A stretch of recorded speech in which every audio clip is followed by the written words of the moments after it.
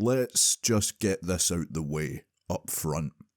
All-Star Superman is what happens when someone says, hey, what if Superman wasn't a tedious, joyless slab of American exceptionalism with red underwear that he inexplicably wears on the outside? But then they actually deliver on that question. This is Grant Morrison we're talking about, after all. The man who writes comic books like he's trying to summon a Lovecraftian entity with a typewriter and LSD. And somehow, this is Arkham Asylum, A Serious House on Serious Earth. This is this Grant Morrison we're talking about. And somehow he was able, that chaos was translated into one of the most coherent and emotionally grounded portrayals of Superman ever written. So here it is, the Superman story. The one people point to when they're tired of hearing that Batman is the more interesting one because he's dark and relatable and mentally unwell in a cool way. Well, this All-Star Superman, this is the rebuttal. Superman, All-Star Superman is 12 issues of pure, undiluted, unapologetic superhero myth, filtered through a lens of mortality, compassion, and the kind of optimism that makes you feel bad for being a bitter fucking goblin of a person. The premise of this story is simple. Superman flies too close to the sun, literally, and he gets overdosed with solar radiation. This doesn't just give him a lovely tan, it's actually killing him. He gets skin cancer, essentially. But because he's Superman, he doesn't go on a self-indulgent tour of grief. He doesn't sit there and fucking mope. He doesn't listen to Johnny Cash's cover of Hurt while he crushes kryptonite into lines. Do you know what I mean? No. He writes his will. He saves the world a few more times. He says goodbye to the people he loves. And then he gracefully exits stage left, glowing like a dying star, and leaving the rest of us to feel pretty small. There's something kind of fucking annoying about how graceful Superman is about it all. Most people can't even deal with a fucking bad haircut without making it someone else's problem. Meanwhile, Superman is out here fucking solving world hunger on his lunch break while contemplating his own mortality. Just once, I'd like to see him have a fucking mental breakdown, do you know what I mean? But that's not the point. That's not the point. That's not Superman. He's too busy being a god who chooses to be a good man. Now, let's talk about the writing. Grant Morrison, he writes Superman like he's personally met him. Like he appeared in a dream wearing a cape and offered to show him the secrets of the universe. This version of Superman isn't a Boy Scout. He's not a government stooge. He's not a messiah, fucking complex wrapped in spandex. He's gentle, quiet, thoughtful. The kind of guy who saves suicidal teenagers, not with brute force, but with empathy and words. He just shows up, says the right thing, and just casually changes people's lives. That's what this comic gets right. It remembers that Superman's greatest power isn't flight or heat vision or the ability to punch time in the face.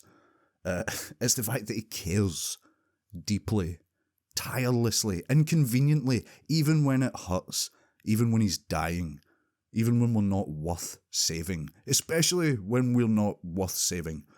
Morrison weaves together 12 loosely connected stories that each feel like little mythological parables, the 12 labours of Superman, if you will. I won't get too much into the story. This is more a video to entice you to go and check it out. But there's one where Lois gets superpowers for a day, and she still spends it, like half of it, accusing Clark of being a weirdo. There's one where Superman talks to the ghost of his dad on Krypton's moon. There's one where he literally wrestles Samson and Atlas, the Samson, the fucking, and Atlas, the demigods. He wrestles and competes with them over who gets to date Lois. It's fucking stupid, it's absurd, but it works. It works because Grant Morrison knows that Superman is absurd. It's sci-fi. And instead of grounding him in realism, they double down on the grandeur.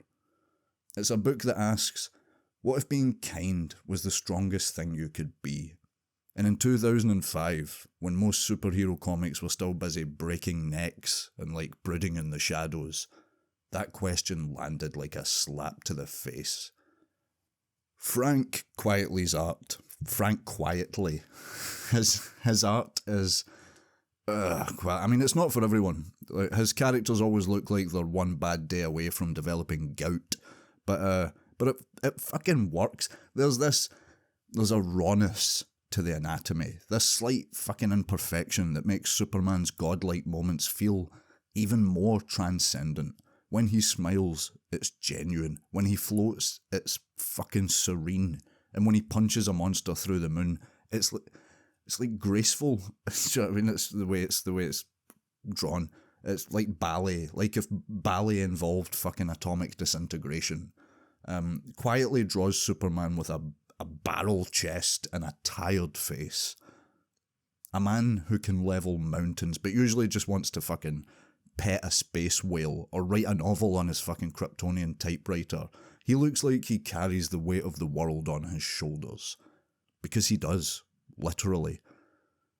And the panel layouts are fucking effortless, elegant. You have to see them to get what I mean. They're sometimes dense, sometimes airy, but always deliberate. There's a rhythm to the storytelling that makes you forget you're reading a comic. You're just absorbing it like sunlight, which is fitting because the whole thing is a metaphor for death by sunburn for skin cancer. Lex Luthor, right? Bald, smug, science daddy antagonist. This is clearly the comic that the new Superman, James Gunn's Superman, was based on, and this is very clearly what the guy from About a Boy, which I know his name's Nicholas Hoult, what Nicholas Hoult was going for. Nah, he didn't quite get. But this was clearly it. This was clearly the Superman they were trying to go for. But anyway, an all-star Superman, Lex Luthor isn't just evil. He's jealous, petty, insecure. The guy who resents Superman just for being better than him, even as he sabotages his own life with every fucking little temper tantrum. He spends the whole series insisting that he should be Earth's greatest mind. Just like the new Lex Luthor does. Morrison does something clever here though, right at the end, when Luthor finally gets a taste of Superman's perspective, literally sees the world through his eyes. He breaks down because it's too much. Feeling that much empathy all at once just short circuits his sociopathic brain. Do you know what I mean? His corporate sociopath brain. It's kind of fucking perfect. The villain doesn't die or lose, really. He doesn't get punched into the fucking moon. He understands. He changes perspective, even just for a moment, briefly, tragically, and then it's gone. Luthor's arc in All-Star Superman is the series in a miniature. It's a story about seeing, feeling, understanding, and not being able to hold on to it. Because not every man is built for compassion. Some of them go bald and develop inferiority complexes. Lois Lane, let's not forget about Lois, the only person on Earth who hasn't figured out that Clark is Superman. But to be fair, in this book, she's not just a reporter. She's a fully realised character. She's clever, she's sceptical, she's a little bit mean, not too mean, and she's deeply in love with a man she thinks is lying to her, which he is.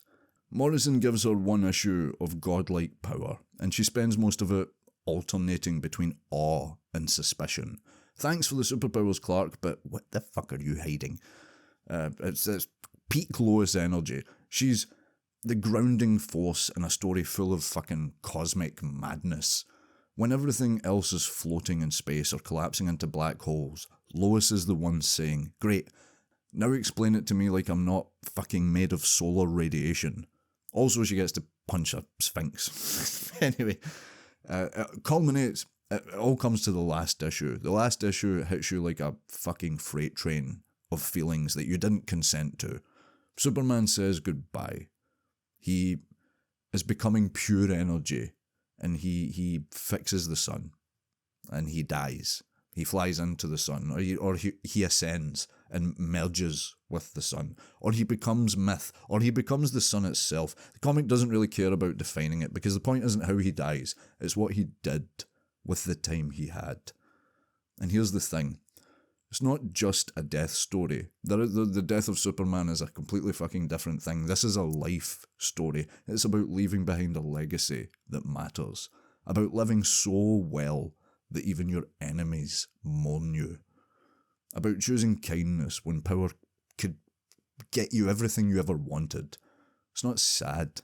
It's inspiring. It's fucking beautiful. And it's annoying. It's really fucking annoying, honestly, because you have to sit there with your own fucking inadequacies while a cartoon man wearing his fucking pants on the outside, his underwear on the outside, it shows you up for how shitty a fucking person you are.